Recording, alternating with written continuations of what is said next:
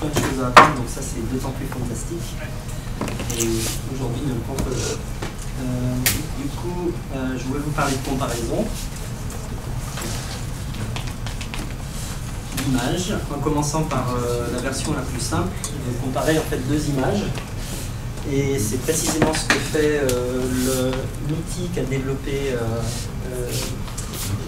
l'équipe d'Oxford, qui en fait, dans le principe, aboutit à une simple différence arithmétique entre deux images, une image requête et une image présentée comme référence. So we could it in French. Better for me, probably for people. So la comparaison entre ces deux images va revenir à une simple différence arithmétique. Après, donc, un recalage d'image et un rendu. Alors, les deux parties en gras seraient peut-être à pondérer. On va voir qu'est-ce qui serait à pondérer. Donc, peut-être un exemple essentiellement basé sur les ornements, on est là pour ça, et donc sur des vignettes.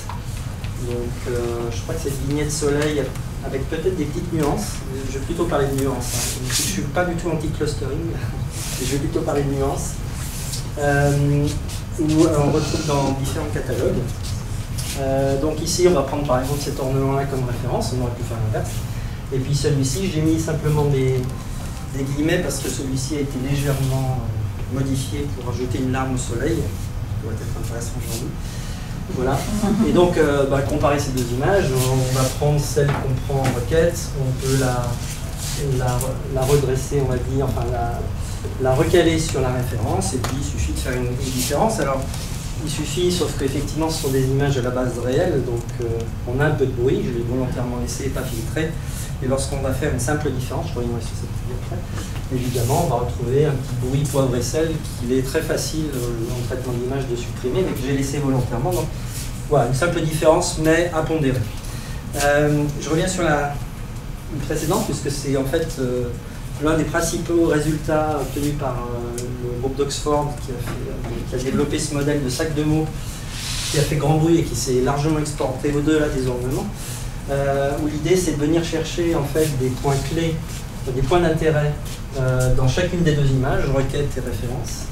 Et c'est, sans détailler de trop, mais chacun de ces points d'intérêt, qui est ici le centre d'une ellipse ou d'un cercle, va analyser tout un voisinage et en fait on va avoir une espèce de, on va dire, de force de ce point d'intérêt ou sa région d'influence symbolisée par le rayon du cercle. Et puis donc c'est à partir de ces détections, on va dire séparées dans chacune des deux images, on va avoir un match.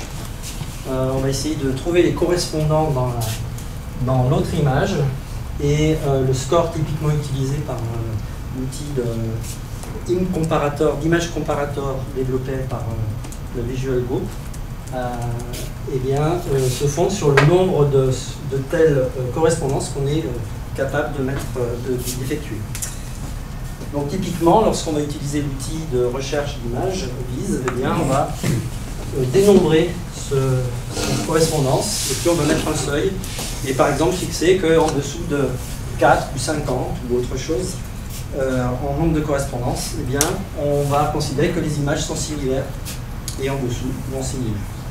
Donc évidemment, pour certaines images, ça peut poser la problématique du plus proche voisin. Suivant la position du seuil, on ira chercher un petit peu plus loin ou pas assez loin, ou encore on tombera très bien. Donc on peut avoir différentes stratégies derrière, on peut vouloir mixer effectivement d'autres outils tels que Bigspot comme le Sublamass. Donc Thomas vous fera une petite démo complémentaire de celle d'Axel sur VIS, donc je ne reviens pas là-dessus, mais l'idée de Image Comparator qui est aussi en partie intégrée dans VIS, dans ces recherches d'images similaires, ça fonctionne comme ça.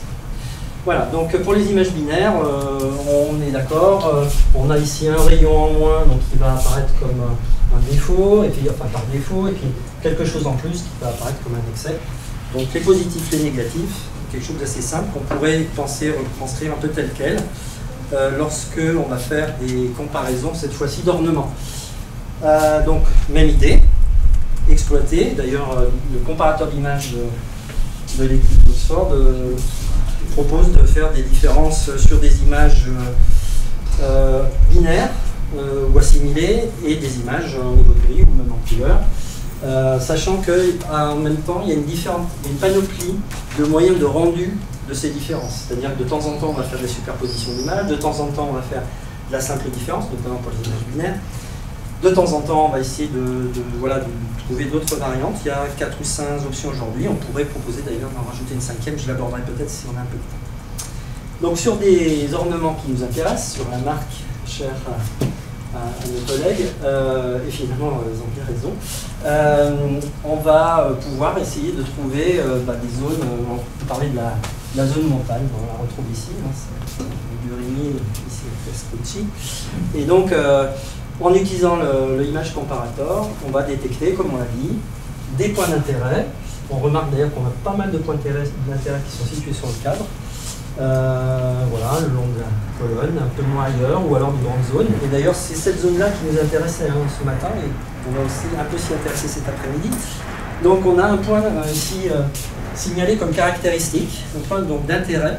Et on va bien sûr faire la même chose dans notre image. Et ici, j'ai simplement représenté 3 points d'intérêt de chaque côté et leur correspondance. Et on voit qu'effectivement, cette zone-là était associée à la zone correspondante dans notre image. Donc on a des points d'intérêt qui se correspondent, qui ont des attributs communs, en un sens non décrit ici, mais un certain nombre d'attributs communs. Et simplement, on se trouve que dans cette zone d'influence, on a précisément le détail de la montagne. Donc on a des différences ici. Donc on recherche des similarités, mais en même temps on embarque des dissimilarités. C'est pas du tout anormal, ça marche très très bien. Si on pointe le point, on est au centre d'abeille, il n'y a rien à dire, c'est très bien déterminé. Par contre, effectivement, si on regarde un petit peu plus loin, là on parle plus de similarité. Donc l'idée ici du modèle qui donnera lieu au sac de mots derrière, qui a été très utilisé en apprentissage automatique jusqu'à ces quelques années, eh bien, l'idée c'est de chercher donc, des points d'intérêt et par définition, je dirais, on va avoir des détections qui sont discrètes, et donc ça laisse largement la place à des différences morphologiques de s'installer. Et donc c'est un modèle plutôt brainy, on va dire. Voilà, et on va peut-être plutôt travailler avec un modèle un peu plus continu pour essayer justement d'avoir une vision un petit peu plus globale des choses. Donc c'est très complémentaire en fait. On peut d'ailleurs l'idée d'associer les deux outils quelque part. On ne l'a pas encore fait, mais on pourra revenir notamment pour gérer les tailles d'image. Donc les petites différences pointées sur les montagnes. Donc même principe, on va s'intéresser à cette zone là, cette région d'intérêt là, et une image, l'autre image, l'une prise en référence et l'autre prise on va dire en requête. Et donc on va venir recaler cette image, on voit ici par le noir artificiellement lié à un manque d'information lors de la remise en rotation et la superposition sur les images. Et si on fait une simple différence, on voit que si on fournit ça à l'utilisateur non expert, bon, on n'est pas loin d'avoir un peu cette image-là, un peu celle-ci, c'est même pas à la fois assez normal. Hein. Mais on n'a pas vraiment pointé la ligne de crête. Enfin, bon. Donc, voilà, rendu par différence, mais dès qu'on a des textures, des choses un peu chargées, on peut proposer une option 5, peut-être dans l'image comparator, ça on aura peut-être l'occasion d'en discuter. Mais voilà. Donc, une façon de faire qui est le toggling, toggle dans l'image comparator, qui est très bien vu, hein, voilà, on voit visuellement assez bien, on supporte les différences. Donc c'est une façon de faire. Voilà, donc qu'est-ce qu'on obtient? Alors une autre version, c'est d'utiliser des couleurs, des canaux couleurs, une couleur pour une des images et l'autre couleur, une deuxième couleur pardon, pour l'image recalée. Et on voit visuellement assez bien la ligne de crête ici. Ce qu'on est en train de dire, c'est qu'on pourrait faire un petit peu mieux. Voilà. En utilisant en fait un modèle qui a retravaillé, Lionel Simenon et Mathieu Hibert ici présents, où l'idée ici serait d'utiliser en fait une carte de différence qui serait en fait placée comme une couche translucide ou transparente au-dessus d'un fond et qu'on pourrait répliquer en fonction, disons, de l'importance donnée à la transparence, à l'attribut de transparence sur le dessus. Donc, ce qui est un empilement d'une même couche. Et donc, si on empile une infinité de fois la carte des différences, eh bien, on aura principalement la carte de différence, ce qui ne nous intéresse pas directement ici. Ce qui nous intéresse, c'est de mettre en évidence ces différences. Et donc, d'avoir l'image requête. Donc, l'expert depuis la bibliothèque envoie l'image source, qui est ici, l'envoie à la base de données, qui calcule une image de différence, utilisée comme couche transparente sur un fond qu'est l'image requête, de façon à essayer de mieux révéler en fait, les différences. Donc, effectivement, sur les flancs de collines et également dans l'arbuste, là, dans l'olivier, je ne sais pas si c'est un olivier, on a des différences. Bon, ce qu'on vient d'expliquer là sur la marque, bien sûr, on peut passer à aussi d'autres monoblocs que sont les bois. Et on a effectivement une détection de points d'intérêt, on peut recaler les deux images, les superposer, utiliser deux canaux de couleurs, etc., etc. Et puis on a des différences, bien sûr, je vais vous laisser la trouver, une flagrante. Pas si flagrante que ça. La feuille là-haut. La feuille là-haut, oui, oui, je n'avais pas vu. Ah ben voilà. Non, mais on a aussi une face. Non, mais le motif central est différent. Oui, alors oui et non. Parce qu'en fait, ici, on a une résolution qui n'est pas tout à fait la même, et on a effectivement des rayures. Ce sera un peu détaillé, effectivement. Bon, finalement, il y a pas mal de différences. Celle que j'avais en tête, si vous en êtes d'accord, c'est la facette qui est là. Donc on a une perspective qui n'est pas reproduite. Voilà. Et ce qui m'intéressait surtout, c'est de trouver des exemples où on embarque la zone de défaut, si je puis dire, dans la zone d'intérêt. Mais voilà, dans la zone de similarité. Je crois plus frappant que la facette, parce que vous avez aussi une oui, non, mais regarde les fleurs sur la diagonale, c'est vraiment pas la même forme. Oui. Alors, ici, voilà, celle-là, elle n'y est pas. Et on n'est pas. C'est vraiment ouais, comme quoi, l'humain, vous avez remarqué des choses que je n'avais pas commencé à vous dire, je ne sais pas. Bon, c'est très intéressant. Voilà, alors sur les composés, ça existe aussi, même exercice. J'espère que j'ai bien. La fleur centrale. La fleur centrale, celle-ci. Voilà. Bon, ça, on ne discute pas, c'est pas la même vignette. Et effectivement, celle qui est un petit peu plus intéressante pour nous ici. Alors, j'ai mis cet exemple. J'ai mis cet exemple-là parce qu'on n'est pas loin d'avoir quelque chose qui, vu de loin, dont le squelette ne se superpose pas trop mal. Mais voilà. On va les retourner, effectivement. Et c'est regarde vers l'intérieur. Alors, si on il y a une ligne de crête, oui, c'est d'accord. Bon, voilà. C'est typiquement ce genre de choses, ça va nous intéresser. Et c'est quelque chose, cette question-là, en disant, où on a effectivement des requêtes proches de similaires, qui est, voilà, les gens vont comparer, on reviendra sur des chiffres différents entre eux. On va considérer que la classe D1 et la classe D8, mais des sous-classes, si je puis dire, de 8, donc à l'intérieur de la classe D8, moins ou pas. Voilà. Donc, passons maintenant à une comparaison qui est plus proche de ce qu'on va faire, c'est-à-dire une image requête et n images similaires qu'on aura pu, par exemple, faire remonter de la base grâce à un extracteur, typiquement par exemple Viz, qui marche effectivement très bien pour cela.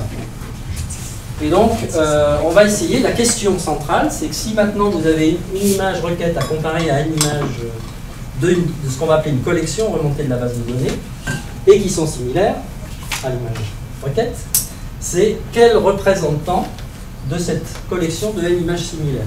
Tout est là en fait. Donc si on prend un premier exemple, en supposant que les images sont alignées, eh bien, on va avoir toutes les versions des ornements qu'on aura pu collecter, ou ici des zones d'ornements qu'on aura pu collecter, donc qui s'alignent plus ou moins parfaitement, plus ou moins bien, mais qui sont alignées. Et puis, on a une image requête, auquel effectivement on a présence d'une feuille qui n'était pas présente dans la collection. Et l'idée, bien sûr, c'est de la détecter par une différence. Et donc, on va la détecter, par exemple, en faisant une comparaison d'image 1 pour 1. Donc, toute l'idée est de se ramener à du 1 pour 1, et donc de résumer la collection des images similaires à une seule image représentative de la série d'images. Comment on est aligné? Ce qu'on peut penser faire pour faire de l'apprentissage statistique, c'est simplement une moyenne. Donc si on fait une moyenne, on obtient quelque chose comme ça, qui évidemment ne fera pas apparaître la feuille qui n'y était pas dans la collection. Et puis par simple différence, on peut essayer de révéler l'image. Alors si vous faites une simple différence, ça peut assez bien marcher. Si on essaye de faire une différence qui va tenir compte des statistiques dans des zones par pixel et dans des voisinages de pixels, on a des métriques en apprentissage et en computer vision en général qui consistent à venir prendre en compte la fluctuation de chaque pixel en se référant à son voisinage. Et donc si on fait ça, c'est la petite matrice ici qui vient pondérer cette différence dont on va prendre en fait une énergie, une norme au carré, entre parenthèses, eh bien on va observer qu'effectivement la feuille manquante pourrait se signaler mais qu'elle est quand même bien au niveau du bruit. Et ça c'est un contre-exemple, je dirais, qui ne présente pas que des choses qui marchent, mais ici ça marche. Ça peut marcher très bien, mais ça peut ne pas marcher très bien, tout simplement parce qu'on n'a pas forcément ici utilisé de modèle physique pour expliquer eh bien, la variabilité typiquement des différentes imprimés dans la collection. Voilà.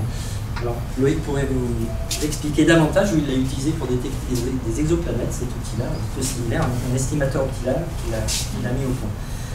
Ça marche pas, on trouve des contre-exemples en tout cas. Voilà. Peut-être quelque chose qui relaxe un peu cette contrainte d'avoir cet alignement, c'est on peut avoir effectivement des images qui sont un peu dans tous les sens, des images. Alors avant de passer au désalignement, pardon, oubliez juste cet exemple-là où on insère la feuille dans la collection. Et donc, le représentant qui est toujours la moyenne, excusez-moi pour cet aparté, eh bien on va la retrouver, mais avec un niveau de gris qui ne sera pas un franc noir, si je puis dire. Et donc, par contre, on aura effectivement comptabilisé. Juste pour dire que suivant les données que vous prenez en référence, bien évidemment, vous aurez un impact sur la détection. Donc, relaxons. Oui, alors, la même chose, mais sur la montagne. Juste pour montrer un exemple qui devrait marcher. Et avant de passer à la diversité, oui, j'ai rajouté cette diapositive juste pour sensibiliser sur le fait que, effectivement, on cherche peut-être ici plutôt des variantes, hein, pour reprendre la terminologie de ce matin. Et on s'intéresse à la collection des 8, dont la terminaison s'effectue en haut à droite. Et on trouve assez peu de modèles, ou pas, enfin, même parmi les modèles récents, capables, disons, de détecter une bonne terminaison à gauche, en signalant qu'il s'agit d'une nouveauté, d'une anomalie. Donc un modèle assez récent de 2021 va effectivement nous signaler que dans cette zone-là, pas tout à fait bien localisée, on a quelque chose, hein, c'est une carte de points chauds, on va dire. Et puis sur le côté, où on n'a absolument aucune donnée, on a des choses. Sur des modèles trop simples, qu'on va quand même essayer d'utiliser, eh bien on a une reconstruction qui n'est pas forcément de qualité suffisante pour faire une simple différence utile. Et puis sur le modèle qu'on est en train de développer, quelque chose qui marchera un petit peu mieux, mais j'y reviendrai ici. Alors oui, vous notez juste au passage qu'on reconstruit ce qu'on a appris. On a appris avec cette collection, donc il va nous reconstruire à partir d'un 8 terminé à gauche, si je puis dire, un 8 terminé à droite, parce qu'il ne connaît que des 8 à droite. Et donc là, on va pouvoir travailler avec une différence claire. Je reviendrai là-dessus. Donc ici, on va relaxer, j'y arrive, à une collection qui n'est pas alignée. Donc ici, on a laissé les bandeaux noirs pour bien figurer qu'effectivement, on a des, suivant les prises d'image, hein, on ne va pas forcément mettre de l'est sur les pages de certains livres. Et donc, on a une variabilité, donc il va falloir tenir compte. Et la question, c'est quel représentant pour cet ensemble avec une certaine variabilité de données dans la base de données. L'image requête arrive, elle adresse la base de données via un outil de recherche d'images, ça pourrait être l'outil BIS ici. On a cette collection qui s'extrait, et de cette collection, quel représentant qu'on va opposer à l'image requête. Alors on va essayer de prendre ici la version reconstruite avec ce qu'on connaît, c'est-à-dire des soleils qui sont considérés comme normaux, ici composés de tous leurs rayons en périphérie. Eh bien, on va essayer de reconstruire la version normale, la plus proche, la plus conforme à la requête. C'est l'idée qui est derrière. Et ça, on va le faire donc en faisant un apprentissage d'un modèle qu'on appelle un auto-encodeur ici, qui à la base était utilisé pour apprendre une représentation. Donc on a une partie comment avoir un représentant qui encode les caractéristiques de l'image d'entrée. Et puis comment on apprend ces caractéristiques, et bien en essayant de reconstruire l'image d'entrée et en minimisant l'erreur entre entrée et sortie, on va petit à petit, par itération, affiner et obtenir la représentation correcte d'une dimension prédéfinie de cet ornement. Donc on entraîne avec des soleils tout à fait normaux, mais uniquement des soleils tout à fait normaux, ou des 8 qui bouclent à droite. Il ne connaît que ça, donc il ne reconstruira que ça. Et si on applique ça, eh bien on apprend. Donc on a des données qui ne sont pas forcément donc, alignées, on l'a dit, un peu dans tous les sens. Une fois qu'on a appris, eh bien on essaye de prédire. Donc là, on va avoir l'image requête qui arrive. Qu'est-ce qui va se passer? Je reconstruis un soleil complet. Ici, j'ai une anomalie, en fait j'en ai deux, une en excès et une en défaut, en appliquant une différence. À partir du moment où j'ai réussi une reconstruction en place, il suffit effectivement de suivre la stratégie d'une simple différence arithmétique. Alors, ça marche pas trop mal, c'est-à-dire que, c'est toujours la même chose, Rémi le disait tout à l'heure, me rappelait, il faut avoir suffisamment de données, ça veut dire ici paver notre espace avec suffisamment d'angles de rotation, peut-être suffisamment de translation. Donc si l'angle de rotation, par exemple, pour ne rester que sur la rotation, est bien calé avec peu d'écart entre le minimum, l'angle minimal et l'angle maximal, disons plus ou moins 5 degrés, et c'est le cas des images ici traitées, eh bien on va finalement ici observer ce qu'étaient nos fameux vecteurs caractéristiques, quelque part, des représentants de ces caractéristiques-là, et on va s'enfermer dans 4 images qui peuvent expliquer un petit défaut un petit peu tourné de ce côté-là. Vous voyez que le sombre est plutôt vers le bas, et le sombre passe vers le haut, donc une petite rotation à gauche ou une petite rotation à droite. Et puis ici, de quoi un peu ajuster les choses. On va pouvoir expliquer en fait un peu toutes les données qui sont comprises, on va dire ici, entre moins 5 degrés et plus 5 degrés de déviation angulaire.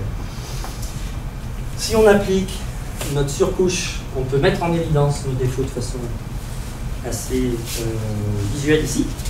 Voilà, ça marche pas trop mal. Alors ça marche pas trop mal pour nous qu'on ne s'écarte pas de la plage moins 5 plus 5 degrés. Malheureusement, ça serait trop simple si c'était comme ça. Et donc, si on voulait utiliser la même stratégie et s'en tenir donc à un modèle simple comme celui-ci, il faudrait apprendre quantité de...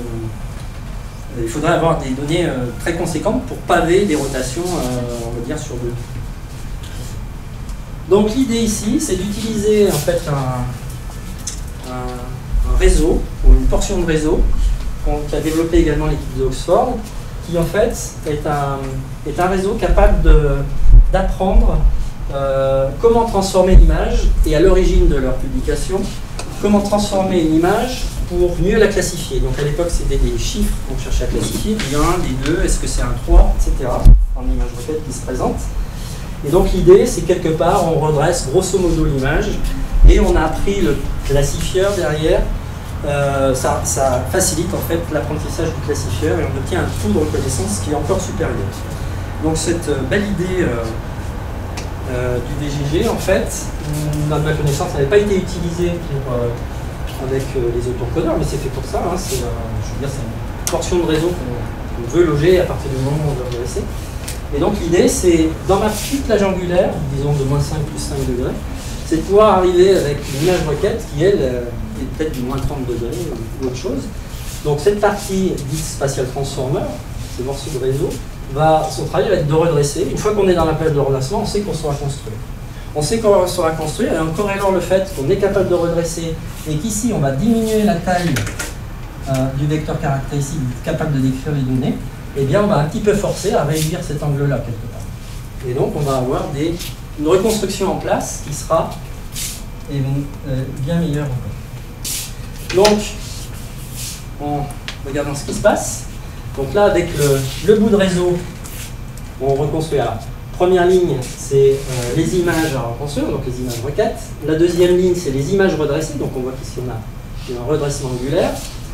Troisième ligne, c'est l'image de référence utilisé pour apprendre à redresser les images. Donc on donne une seule image de référence et ensuite on apprend avec toute une quantité d'images comment s'aligner sur cette référence. Donc ça c'était l'image qui a été donnée en référence, c'est une troisième image. Et puis la dernière image, c'est l'image reconstruite qui doit, elle, s'aligner sur l'image redressée. Donc deuxième ligne doit s'adresser avec quatrième ligne. On voit que la reconstruction est d'assez bonne qualité. Si vous n'utilisez pas ce réseau, à partir du moment où vous commencez à sortir des plus-moins 5 degrés, eh bien vous avez une reconstruction qui commence à, évidemment, à se détériorer. Donc la stratégie de faire de simples différences, même si de simpler de better, voilà, assez limite. Pour mesurer la performance, d'un tel réseau, eh bien, on a créé à partir des vignettes que nous ont procuré nos collègues de l'IRIM, on a travaillé sur des données assez réduites ici, mais intéressantes parce qu'on guettait les défauts. Donc ici, la quatrième vignette aura un défaut, il manque un œil. On a la vérité terrain et à partir de là, on va pouvoir faire un petit peu de statistiques. Même si on a peu d'images, on va faire un petit peu ce qu'on appelle d'augmentation de données, c'est-à-dire jouer sur le fait qu'on va induire des rotations, des translations, des changements d'échelle, pour essayer d'apprendre le motif le mieux possible. Donc là, quelques détails, c'est des images 64-64, c'est pour ça qu'on s'est focalisé plus sur des vignettes, pour ne pas s'embêter à attendre des heures et des heures avec des tailles de données très importantes. Voilà, on a travaillé en plus ou moins 30 degrés, voilà, et on a la vérité terrain. Donc ici, vous avez, pour l'instant, on a terminé 20 défauts. Donc quatrième ligne, c'est les défauts. Vous pouvez choisir votre préféré. Donc ici, par exemple, un grain de beauté sur la main, l'œil qui manque ici chez le philosophe, le pétale qui manque ici, etc. Le pistil qui manque, je ne sais plus, les rayons de soleil qui manquent ici. Donc toutes ces images-là sont bien sûr réelles et sont dans les catalogues. À partir de là, on a pu mesurer pour ces différentes classes disons les performances, où on cherchait à mesurer déjà avec quel degré de corrélation on obtenait entre entrée et sortie, un petit peu le pendant d'une métrique assez connue sur la minimisation de l'erreur au carré, qui aurait le comportement un peu inverse de celui-ci. Mais donc entre entrée et sortie, si on a bien travaillé, si on donne une image orientée disons à 25 degrés pour fixer les idées, est-ce qu'on est bien à 25 degrés en sortie à l'issue de notre reconstruction? Et donc en faisant des corrélations, entrée-sortie, eh bien on s'aperçoit qu'effectivement, on a, après reconstruction, quelque chose qui est amélioré, c'est-à-dire que notre reconstruction est bien meilleure et mieux en place que si on n'utilisait pas ces couches de réseau de redressement. Alors, comparaison et visualisation, donc non plus sur une vignette qui sont quand même assez binaires, mais justement sur des portions d'ornement un peu plus texturées, on va dire. On apprend avec du sans feuille et on présente une image avec feuille. Et donc voilà la reconstruction. Donc on a appris avec ce type d'image, mais ça c'est l'image reconstruite de l'image requête. Hein. Donc il n'a jamais appris qu'il y avait une feuille ici, donc il ne va pas la reconstruire. Et donc par différence, alors ici, ça par différence, parce qu'on a vu que c'était texturé, il fallait faire un petit peu autre chose, mais par superposition, on va pouvoir mesurer, alors ça paraît bien, si, voilà. On va voir par toggling, on va voir notre feuille. Alors en pratique, c'est peut-être un peu le contre-pied de ce que mes collègues Rémi ou Anne-Marie ont peut-être l'habitude de voir, mais c'est peut-être un peu le contre-pied, il y a peut-être un peu une faute de goût, mais on peut quand même essayer d'imaginer et éventuellement suggérer, proposer que on puisse loger, à condition qu'on sache aussi le compresser, le modèle appris comme une n+1e image de la collection, c'est-à-dire un modèle dédié à la collection extraite de bise, on va dire. Et donc, ça veut dire que bon, c'est un coût. On va devoir entraîner, à chaque fois qu'on fait rentrer une collection, qu'on cible une collection dans la base de données, on apprend un modèle, on dédie un modèle, et que ce modèle-là a la taille, disons après compression, d'une image, donc on rajoute quelque part en termes d'espace une n+1e image, eh bien, effectivement, les choses pourraient se passer comme ça. Une image requête est présentée, on On active un outil de recherche d'image qui pointe la collection la plus similaire. Cette image servira d'entrée, l'image requête servira d'entrée ce modèle appris, qui reconstruira, et là on pourra appliquer effectivement une localisation de nouveauté par différence et superposition de couches translucides. Voilà en gros un schéma possible qui semble donner de bons résultats. Alors ça c'est chercher chez Charlie, si vous cherchez un truc. Mais vous avez déjà trouvé, donc je passe à la suite. Voilà, merci de votre attention. Si vous avez une question.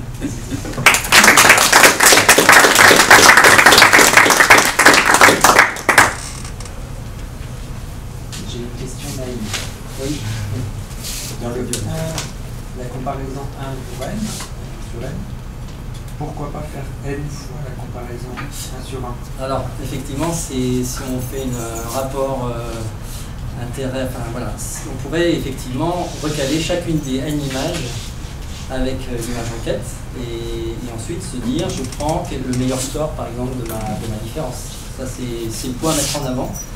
Et je dirais, ça, c'est effectivement l'approche naïve dont il faut qu'on montre qu'elle est plus pénalisante en termes de temps. Oui, voilà. Alors, évidemment, on s'intéresse à la compression de réseau. On a une solution pour compresser la partie convolutionnelle du réseau, c'est-à-dire la partie STL. Mais dans l'instant, je ne sais pas te donner le ratio qu'on a atteint. Et effectivement. Alors, il y a un second argument quand même, qui est peut-être avant celui que je viens d'énoncer, qui est le fait que lorsqu'on prend, puisqu'on n'a pas le droit de lister les images, lorsqu'on prend des images, disons en bord, au niveau de la reliure, on a un bombé que même les méthodes de recalage non rigide ne sont pas nécessairement capables de redresser. J'ai répondu à ma question suivante. Voilà. Non mais c'est parce que je m'intéresse sur Cal finalement et du coup même des algorithmes bien pensés, c'est-à-dire pour moi c'est recalage rigide et ensuite on fait du non rigide pour des champs. Ça ne marche pas. Là tu as parlé des effets de rotation.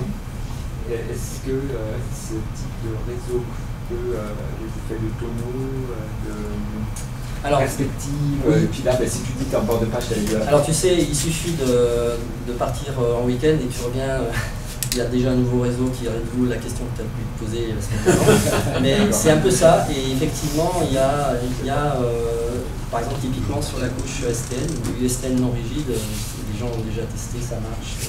Alors c'est très récent, hein. Mais on a déjà ça dans notre bibliographie. Bonne question, c'est effectivement la première chose qu'on peut faire.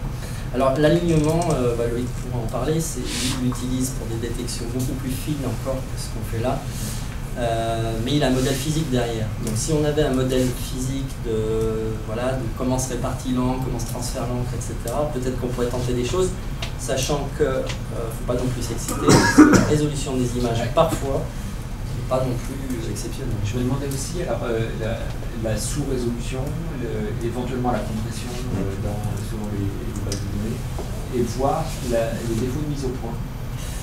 Oui, alors déjà, si on parle en termes de points d'intérêt, c'est du multi-échelle.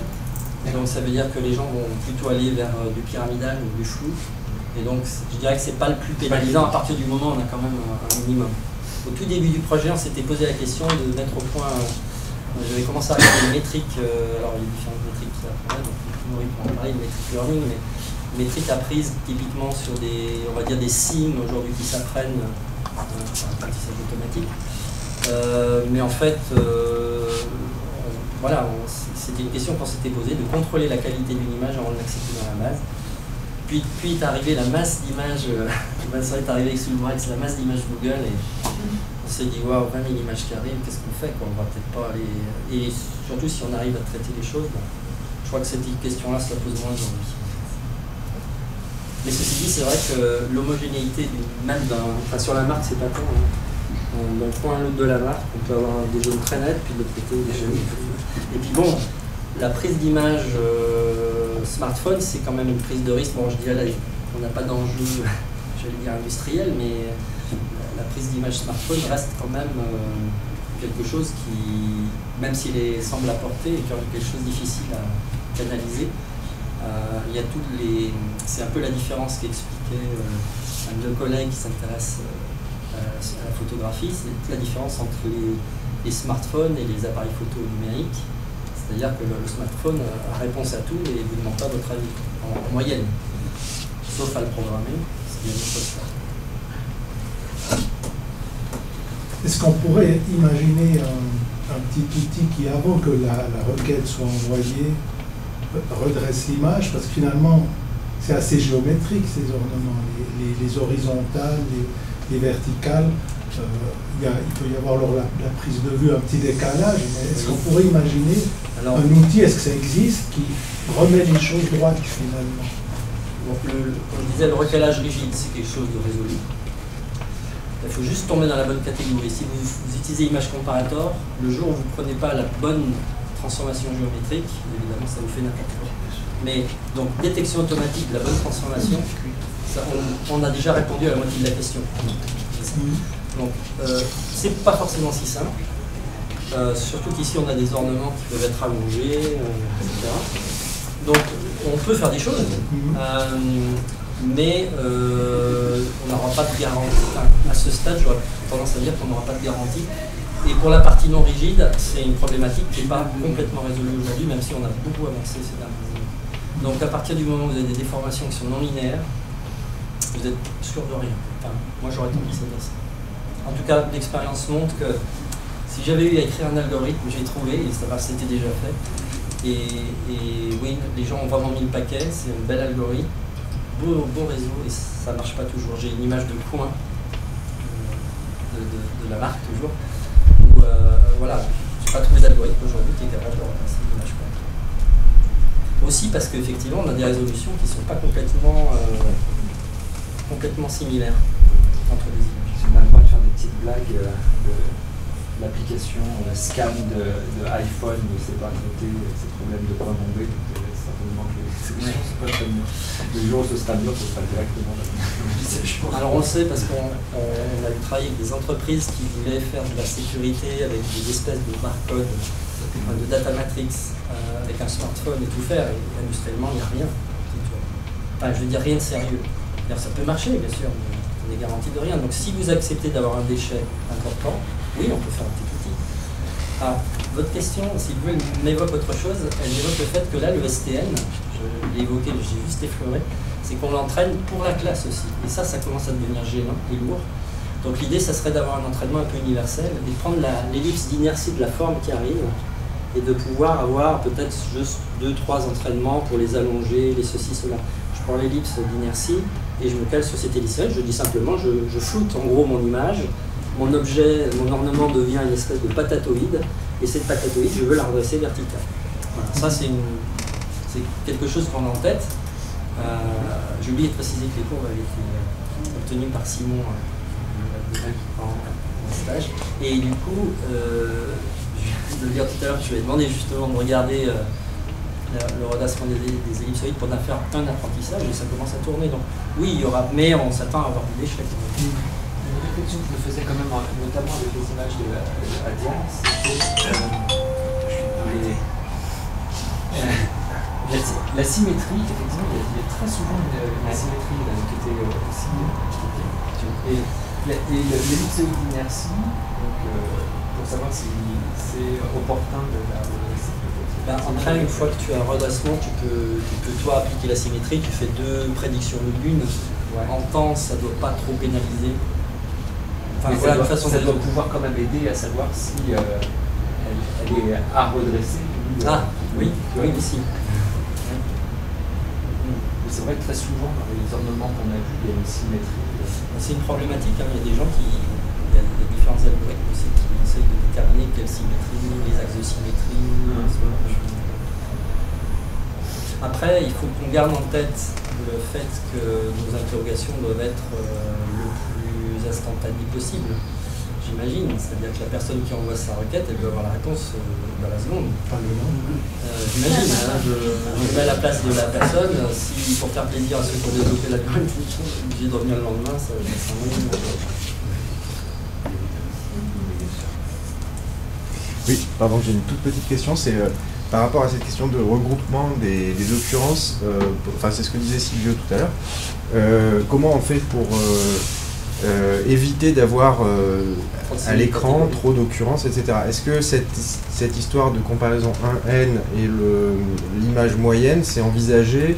Par exemple, est-ce que Thomas peut l'intégrer comme une espèce de résultat à présenter plutôt que d'avoir... Enfin, est-ce que ça répond à la... C'est une manière de répondre à cette question? Pour moi, par définition, c'est pour aller voir plus finement une fois qu'on a sa première question. C'est-à-dire on a tous ces regroupements et on se dit, est-ce que maintenant que j'ai tous ces regroupements, ok, qu'est-ce que j'ai comme variante? Mais ça serait intéressant que l'image, la somme de toutes les images qu'on estime devienne l'image de référence. C'est-à-dire quand on fait une requête, on arrive sur cette image, et puis après, dans un deuxième temps, on a toutes les variations. C'est ça. Oui. Si on les regroupe, pourquoi pas utiliser ça pour faire le regroupement au niveau de l'utilisateur? Ça peut être pour le 1N tel que tu le présentes. Oui.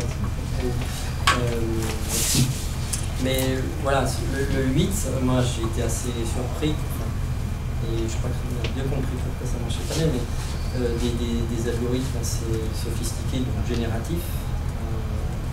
Voilà, ils marchent pas tout là-dessus. Voilà. Des petites subtilités dans une collection, ce qu'on peut appeler peut-être des sous-collections. Enfin, je me pose la question, même là, à ce stade, un peu indépendamment. Je vais me dire, tiens, la tâche, c'est ça. Et finalement, est-ce que j'ai un outil qui répond à ça? J'ai pas d'outil, ok. Qu'est-ce que je fais pour le faire marcher, pour arriver à mes fins? Et après, pour moi, c'est complémentaire. Parce que je pense que, enfin, tout dépend. Il y a un peu des gens qui parlaient avec un collègue l'autre jour, qui voilà, ils simplifient, puis après ils vont dans les détails. Et d'autres inverses, ils se focalisent sur des détails, puis après ils vont avoir besoin de faire une synthèse. Enfin, donc je pense que je m'appuie pas sur un modèle de fonctionnement. C'était la question de se dire, est-ce qu'on est capable de déterminer des variantes et de repérer. Oui, c'était ça, chercher les erreurs, les 7 erreurs en plus, les N erreurs.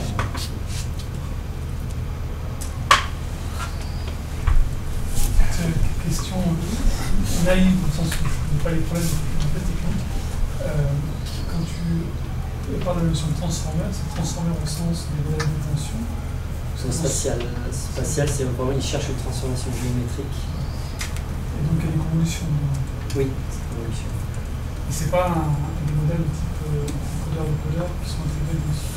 Non, pas vraiment. Il y a plutôt une détermination de grille, une interpolation. Donc on fout un petit peu l'image. L'image est moins bien résolue aussi. Donc on peut jouer aussi sur le plan de la grille. Ça, c'était une suggestion. Ça, on l'a pas fait. Ça pourrait être une amélioration. Ouais, j'ai pensé au transformer au sens oui. Qui sont mais oui, c'est un niveau. Comme tu fais de l'encodage et du codage, finalement. Oui. Et une autre question, alors qui n'était pas adaptée, mais là tu voulais faire ta moyenne d'image, tu peux même basique pour une image. Est-ce qu'il y a un intérêt? Il y avait d'autres manières de faire ces moyennes-là, typiquement typiquement les personnes de research time qui ont un intérêt de prendre en compte une géométrie. J'ai hésité avant de mettre le terme moyenne, je vais mettre le terme de base.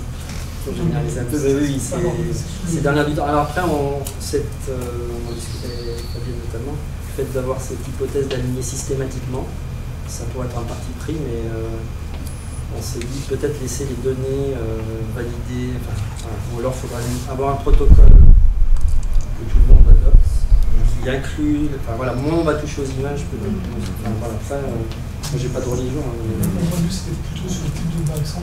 Oui, non mais tu as raison, parce que dans les images que j'ai montrées, il y a quand même des images très différentes en termes de niveau. C'est des profils très différents d'acquisition, de flou, plus ou moins de flou. Et ça, c'est le flou, on a effectivement des variations de flou assez importantes. Donc l'idée ici, c'est d'avoir une reconstruction en place pour s'affranchir d'avoir un alignement. Et ce qui motive ça, c'est effectivement de voir la qualité des traitements qu'on peut obtenir sur des images comme l'exoplanète, comme le phénoïque, comme la détection. C'est quand même puissant. Mais en fait, on a une qualité de l'image très variable et une contrainte d'alignement du coup pour la relaxer. Mais oui, toutes les façons de calculer un représentant et donc de jouer sur des poids pour faire des moyennes pondérées un peu plus savantes. Là, c'est ce que j'ai utilisé là, c'est ce qui est utilisé par exemple dans le profiling, donc pour déterminer des faux documents. Donc les gens prennent par exemple sur des imprimés toutes les lettres d'une même font, caractère E, etc. Et vont faire passer des analyses en composantes principales, typiquement à l'époque, pour analyser les petites variabilités liées à la tension de l'impression, aux parasites de l'encre, etc. On va retrouver ces caractéristiques-là et les proposer et donc détecter si effectivement une portion du texte a été retapée, ou tapée en surplus. Voilà, identifier un peu la source, identifier l'imprimante. C'est exactement ce process-là, c'est les distances de Mahalanobis que tu connais bien, qui sont utilisées. Après, ce qu'on dit, c'est qu'avec un modèle physique, on pourrait aller plus loin dans cet apprentissage ou effectivement aller vers des transports. Et ça, non, mais je trouve ça très joli. Après, c'est juste répondre, est-ce qu'on fait de l'alignement pour les collections ou est-ce qu'on en fait pas? Là, on est plutôt sur la piste, on relaxe ça, mais si il faut faire des alignements, on fait des alignements. Sachant qu'ils ne sont pas toujours possibles complètement. Donc, voilà. Je vous pose une question complètement. Quand vous avez formulé le projet Roy, c'est une question à Christelle peut-être, mais est-ce que vous avez évoqué les possibles applications en fait de ce projet à des champs complètement différents, type justement la contrefaçon, un peu les aspects juridiques? Parce qu'en fait là, ce qui me frappe, c'est en fait l'applicabilité, peut-être un potentiel, en tout cas les croisements qu'il peut y avoir avec des choses qui se font d'ailleurs sans doute, vous venez d'évoquer, dans des domaines qui sont complètement différents, qui sont la protection des papiers administratifs,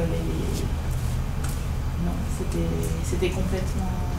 Enfin, on a joué franc jeu, je peux dire, en disant qu'un des objectifs, c'était que ça fonctionne sur la base marché, avec donc, les différents objectifs qui ont été rappelés, les images similaires, la comparaison, etc. Et après, on a proposé de l'élargir à des bases patrimoniales d'ornement ou d'images. On n'est pas allé jusqu'à sortir complètement du domaine, avec une proposition qui avait été acceptée, mais si on y arrive, par la bibliothèque municipale de Lyon, d'éventuellement tester sur des bases plus larges, avec la base d'Azel également, est-ce qu'on peut le tester sur des bases plus importantes. Mais non, on est resté vraiment strictement dans le domaine.